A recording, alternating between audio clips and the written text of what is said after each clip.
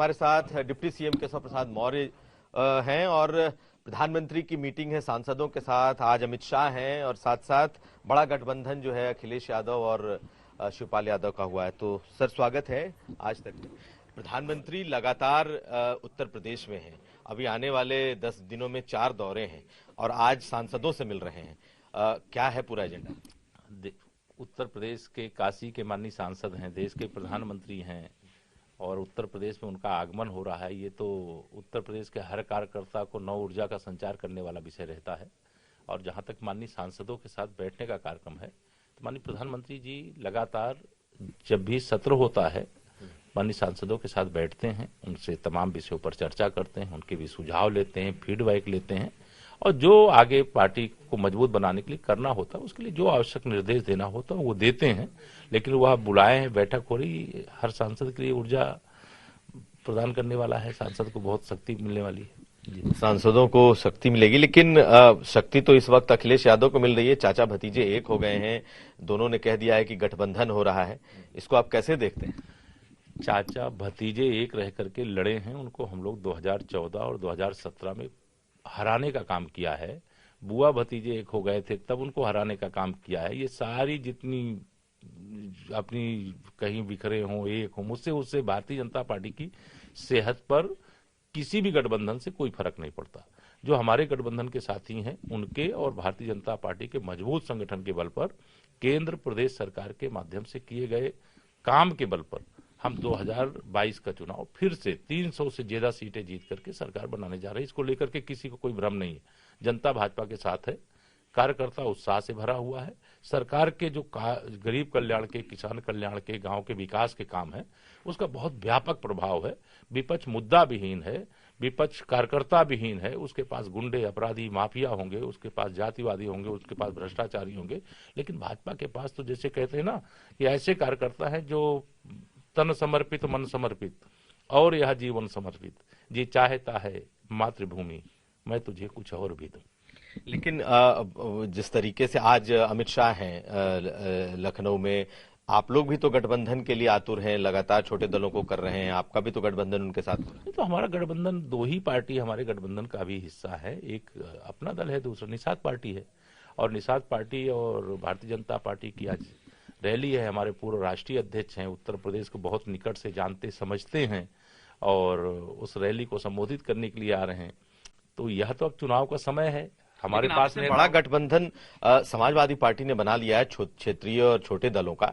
शिवपाल यादव हैं, कृष्णा पटेल हैं, केशव देव मौर्य हैं, ओम प्रकाश राजभर हैं। तो आपको लग नहीं रहा उनका गुलदस्ता बड़ा है और वो इस बार आपसे सीधी लड़ाई लड़ रहे हैं? मुझे तो नहीं लगता है। अभिषेक जी, आपको लगता होगा। वो तो किसी बूथ पे लड़ते हुए नजर नहीं आ रहे हैं। जहां कुछ गुंडे अपराधी हैं अभी धमकाना शुरू कर दिए हैं लोगों को। जब धमकाते हैं तो उनके जो 2-4 वोट मिलने वाले थे तो मुझे लग रहा है बूथ में खाली जीरो में न मिल जाए उनको नंबर।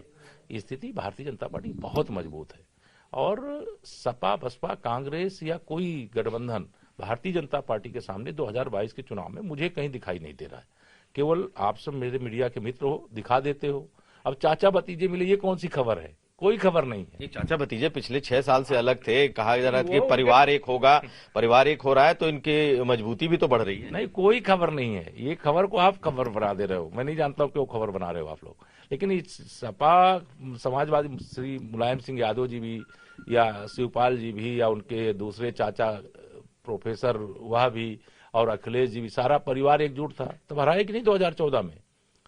मतलब एक जल्दी से सवाल अगर केशव प्रसाद मौर्य से आप पूछें, गुलदस्ता का जिक्र आपने किया जिसमें समाजवादी पार्टी कई क्षेत्रीय पार्टियों को अपने साथ ला रही है। यहां पर भी उन्होंने जिक्र किया 2 पार्टी बीजेपी के साथ क्षेत्रीय मौजूद हैं। तो इस गुलदस्ते में कितनी सीटें आपको लग रहा है ये देने वाले हैं अपने जो और इनके गठबंधन के लोग हैं जो इनके साथ हैं? कितनी सीटों, क्योंकि क्या खींचतान, क्योंकि अखिलेश यादव तो ये कह रहे हैं कि हम पूरा सम्मान देंगे, क्या इतना ही सम्मान बीजेपी भी करने वाली है? एक सवाल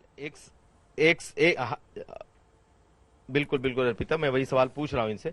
ये बताइए कि आप कह रहे हैं कि आपके गुलदस्ते में 2 लोग हैं, बड़ा गुलदस्ता अखिलेश यादव का है जो दिख रहा है, तो सीट शेयरिंग क्या होगा? क्या उन सीटों की, उन लोगों की भी डिमांड ज्यादा है? इस बार अपना दल भी ज्यादा सीटें मांग रही है, तो क्या इनको संतुष्ट कर पाएंगे आप इनकी सीटों के हिसाब से? और जो आपके गुलदस्ते में और लोग बढ़ेंगे क्या? भारतीय जनता पार्टी जो गुलदस्ता है, आप गिनती करिए, समाजवादी पार्टी में कौन है जो कभी विधानसभा का मुंह नहीं देखे हैं, जिनके संगठन का कोई आता पता नहीं है, आप उनको जोड़ करके ऐसा बता देते हो कि जैसे लग रहा है कि वो कोई बहुत बड़ा राजनीतिक दल है। आप लोगों ने भी तो 2014 में ऐसे लोगों को अपने साथ जोड़ा। जिनको भाजपा के साथ जो जुड़ते हैं वो लोहा होता है तो सोना हो जाता है, और सपा बसपा कांग्रेस के साथ जो जुड़ेगा सोना होगा तो मिट्टी हो जाएगा। और कोई उनके पास सोना चांदी ऐसे लोग नहीं है एक संगठन जो उनके गठबंधन में है, जो बड़े मजबूत संगठन है। लेकिन एक चीज दिख रही है, आखिरी सवाल, कि प्रधानमंत्री को बड़े कार्यक्रम करने पड़ रहे हैं। एक तरीके से कमान उन्होंने अपने हाथ में ले रखी है। लगातार अगर देख ले तो 6-7 कार्यक्रम वो पूर्वांचल में कर चुके हैं, अगले 10 दिन में 4 बड़े कार्यक्रम है। तो बीजेपी भी तो कहीं इस गठबंधन से हिली हुई है, उसको लगता है कि इस बार का मुकाबला जो है वो कड़ा है। भारतीय जनता पार्टी कोई हिली हुई नहीं है। अखिलेश यादव जी के पास या और किसी पार्टी के पास कोई है क्या माननीय नरेंद्र मोदी जी जैसा चेहरा, माननीय नरेंद्र मोदी जी जैसा नेता उनके पास कोई है क्या ऐसा? हमारे पास है। हम इस प्रकार इस मामले में सक्षम है। जनता उनको सुनना चाहती, देखना चाहती है, और प्रधानमंत्री जी के कार्यक्रम हम कर ले रहे हैं। और समाजवादी पार्टी के पास कौन है, बसपा के पास कौन है, कांग्रेस के पास कौन है? कोई नहीं है। अकाल है वहां पर। हमारे पास नेता है, हमारे पास कार्यकर्ता है, हमारे पास जनता है। तो हमारे कार्यक्रम होते हैं तो ऐतिहासिक कार्यक्रम होते हैं। उनके कार्यक्रम में भीड़ नहीं आती है, उनके यहाँ खाली कुर्सियां रह जाती हैं। तो अखिलेश यादव कह रहे हैं कि हम जीत रहे हैं, हमारे अखिलेश यादव बड़ी जीत। मुंगेरी लाल के हसीन सपने देखते रहे। 2014, 2017, 2019 तीनों चुनाव में उनका दावा था हम जीत रहे हैं। इस बार भी दावा करते रहे जब तक वोटों की गिनती नहीं हो जा रही है। जिस दिन गिनती हो जाएगी विदेश यात्रा पे जाएंगे।